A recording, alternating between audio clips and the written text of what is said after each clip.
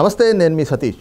ఎన్నికల ముందు ఆంధ్రప్రదేశ్లో రాజకీయ సమీకరణాలు శరవేగంగా మారుతూ ఉన్నాయి. ఇప్పటికే తెలుగుదేశం జనసేనల పొత్తు దిగ్విజయంగా ముందుకు వెళ్తూ ఉంది. ప్రజలు కూడా అదే తీరులో పొత్తుని స్వాగతిస్తున్నటువంటి పరిస్థితులు వాళ్ళ సభలకు వస్తున్నటువంటి స్పందనను బట్టే అర్థమవుతూ ఉంది. అయితే ఈ క్రమంలో తాజాగా చోటు చేసుకున్నటువంటి పరిణామం ఈ కూటమిలోకి భారతీయ జనతా పార్టీ కూడా చేరడం, మరి ఇది రేపు ఆంధ్రప్రదేశ్ రాజకీయ ముఖ చిత్రంలో ఎలాంటి పరిణామాలకు దారితీసేటువంటి అవకాశం ఉంది అనేటువంటి ఒక చర్చ కూడా ప్రస్తుతం పొలిటికల్ సర్కిల్స్లో అయితే కనుక చాలా ఆసక్తికరంగా జరుగుతోంది. మరి నిజంగా ఈ రోజున తెలుగుదేశం జనసేనల కూటమిలోకి భారతీయ జనతా పార్టీ చేరడం, అక్కడ రాజకీయ ముఖ చిత్రం ఎలా ఉండబోతోంది అనేటువంటి అంశాలు మనతో చర్చించేందుకు సీనియర్ జర్నలిస్ట్ సత్యమూర్తి గారు ఉన్నారు. సార్ నమస్తే. నమస్కారం అండి.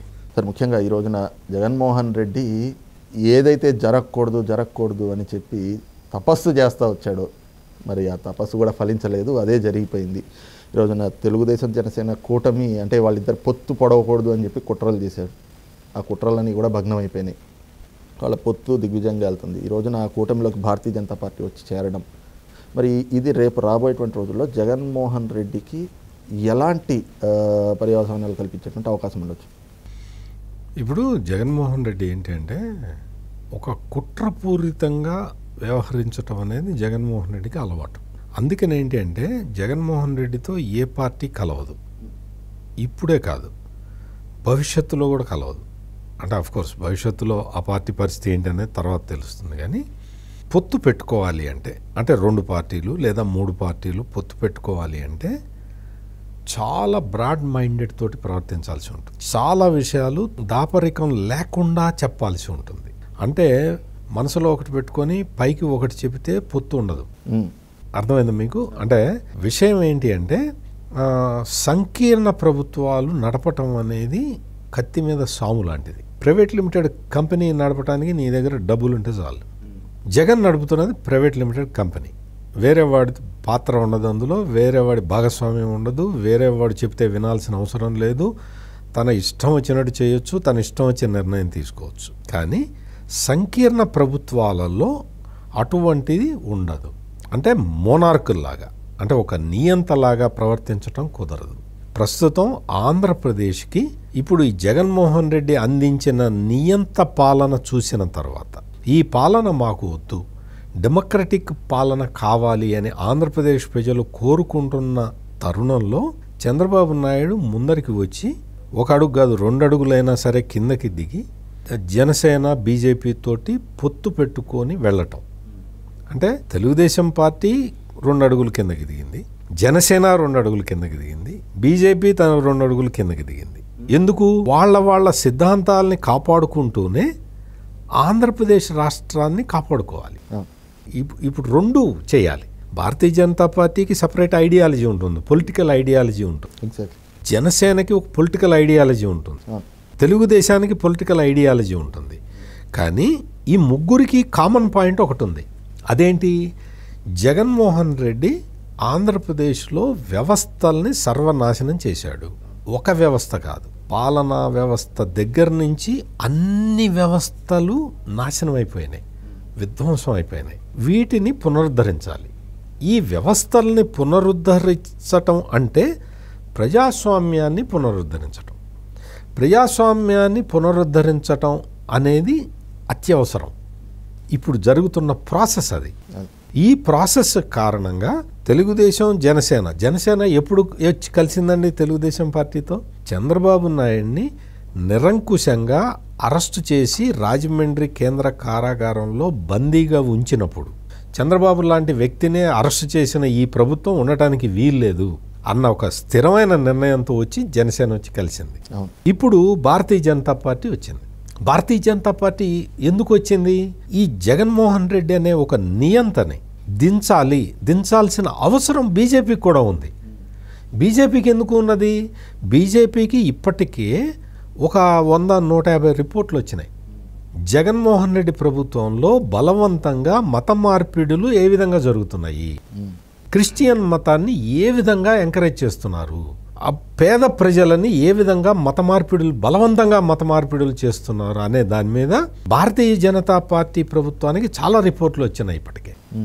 మరి బలవంతంగా మత మార్పిడులు చేసే ఒక ప్రభుత్వాన్ని ఎందుకు ఉంచాలి అంటే అటువంటి నియంతని ఎందుకు ఉంచాలి అనే ఆలోచన భారతీయ జనతా పార్టీలో కూడా ఉంది. అంటే డెమోక్రసీని పరిరక్షించడానికి అన్ని పార్టీలు కలిసి రాజకీయం చేస్తున్నాయి. ఈ అడుగు ముందరికి పడటం అనేది ప్రజాస్వామ్యానికి మంచిది. సరే, అయితే ఇక్కడ ప్రధానంగా ఏంటి అంటే తెలుగుదేశం పార్టీ భారతీయ జనతా పార్టీ తోటి పొత్తు పెట్టుకోవడం అనేటువంటిది ఒక ఇంత క్యాడర్లో కూడా కొంత అసంతృప్తి అనేటువంటి ఒక వాదన కూడా ఉంది.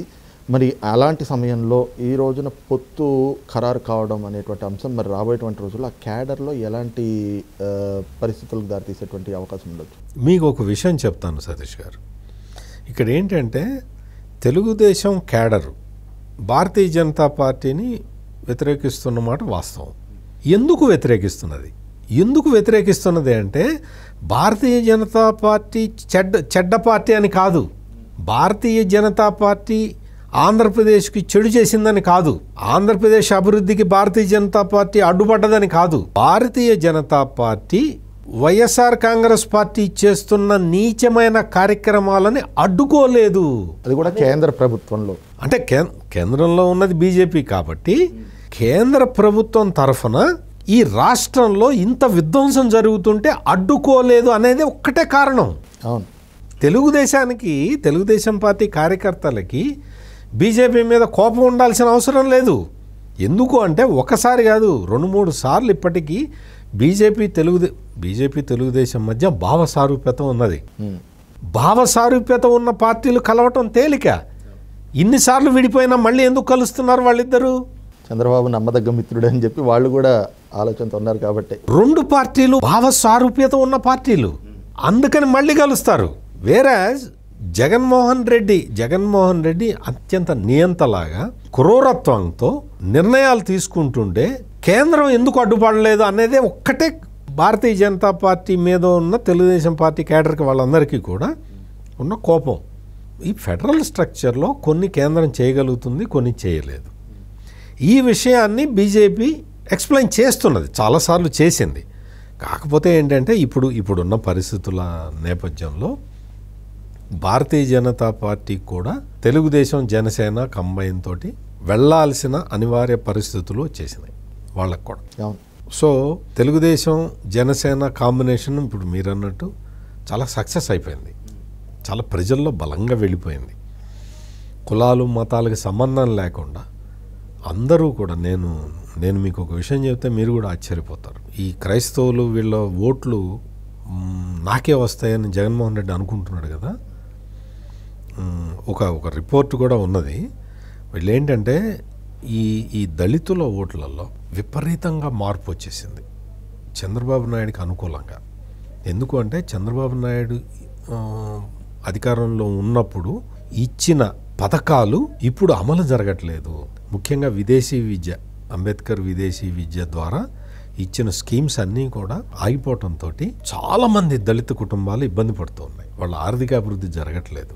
అందుకని ఈ దళిత సెక్టర్ పైగా జగన్మోహన్ రెడ్డి ప్రభుత్వంలో జరిగిన అత్యాచారాలు, అఘాయిత్యాలు, వీటన్నిటితో మొత్తం దళిత జాతి కూడా మొత్తం వ్యతిరేకంగా ఉండి ఈసారి ఈ దళితుల్లో కూడా విపరీతమైన మార్పు వచ్చేసింది. మరి ముఖ్యంగా మాల సబ్సెక్ట్లో చాలా మార్పు వచ్చేసింది అనేది తాజా రిపోర్టు.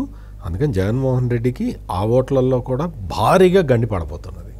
రైట్, ఇది చూస్తున్నాం కదా. ఏదైతే ఇప్పటికే ప్రజా వ్యతిరేకతను మూటగట్టుకున్నటువంటి జగన్మోహన్ రెడ్డికి రాజకీయంగా కూడా ఏదైతే తెలుగుదేశం జనసేనల కూటమిలో భారతీయ జనతా పార్టీ వచ్చి కలవడం అనేటువంటిది రాజకీయంగా కూడా ఒక ఎదురు దెబ్బగా కనిపిస్తూ ఉంది. ఇక ఈ మైత్రిని ప్రజలు కూడా కోరుకుంటా ఉన్నారు కాబట్టి ఖచ్చితంగా రేపు రానున్నటువంటి ఎన్నికల్లో అయితే కనుక జగన్మోహన్ రెడ్డి రాజకీయ సమాధి అయిపోవడం కూడా ఖాయం. అలాగే తెలుగుదేశం జనసేన భారతీయ పార్టీల ఈ మైత్రి దిగ్విజయంగా అధికారంలోకి వచ్చేటువంటి పరిస్థితులే ఉన్నాయి ఆంధ్రప్రదేశ్లో అన్నటువంటి భావన కూడా సీనియర్ జర్నలిస్ట్ సత్యమూర్తి గారు వ్యక్తం చేస్తూ ఉన్నారు.